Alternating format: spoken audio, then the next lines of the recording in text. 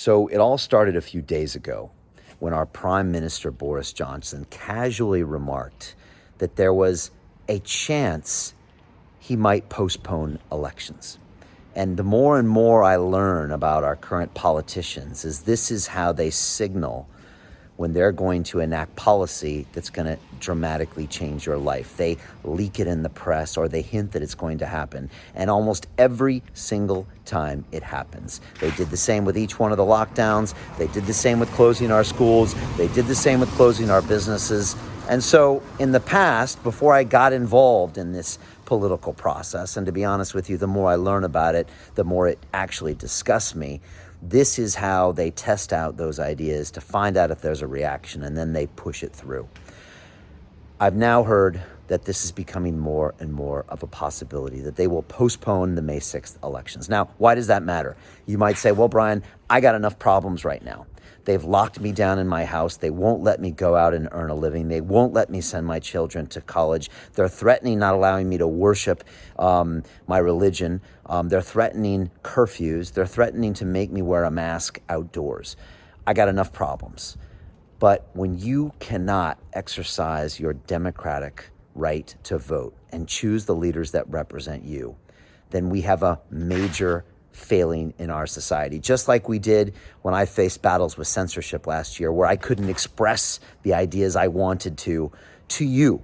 That was another major problem, because when you don't have rights like that, things get much, much worse, much, much faster. And if you look at the current situation, if elections go ahead on May 6th, the current mayor of London has spent a year in office that nobody agreed to. It's actually undemocratic, the fact that he's still in there calling the shots and locking this city down, which is what he's been doing for the past 9 months. He's been literally campaigning for lockdowns, when we saw other mayors in cities like Manchester actually campaigning for the rights of their citizens and trying to allow them the right to keep businesses open, et cetera, et cetera. And so he is in City Hall without any of you voting for him. And now they are talking about postponing this even further into the future. Who knows when it's going to stop?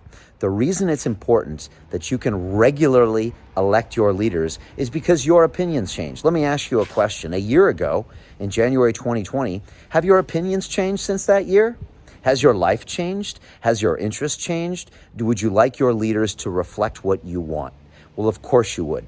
And if they know they can have another 3 months, 6 months, 1 year, 2 years more without actually having to get your vote, what will they do? What will they do? And so this is an alarming thing for me to hear, and that's why I'm sharing it with you. We should in no way accept an infringement on our democratic process. This is the one thing we have. We still have free and fair elections in this country, and we should make sure that they honor that right for us, which is why I want to make sure that you vote. Go to votefirst.london, which is a website I set up to show any resident in the city of London, that's 9 million of you, to register to vote. Only 5.7 of you are registered, and only 2.5 million of you actually voted last time. Now they're trying to take that away from you. Let's use this as a chance to register, and let's hold them to their word and make sure these elections happen on May 6th. Maybe we do it via the post. Maybe we do it through another system. But to deny your right to choose your leaders is when everything breaks down. It's already broken down.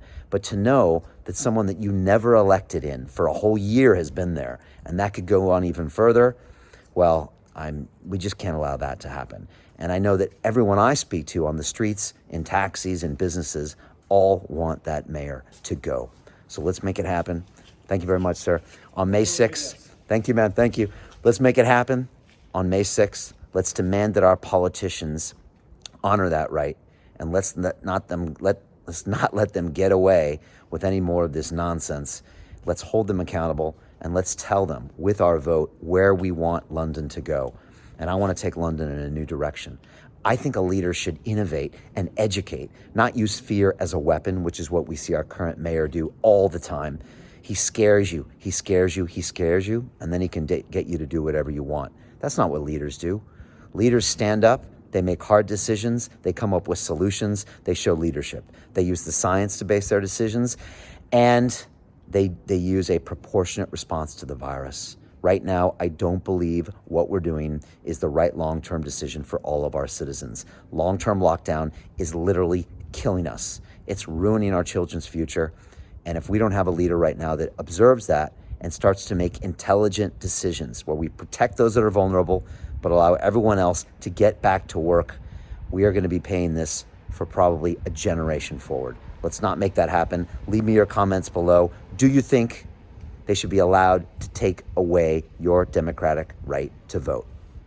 Tell me.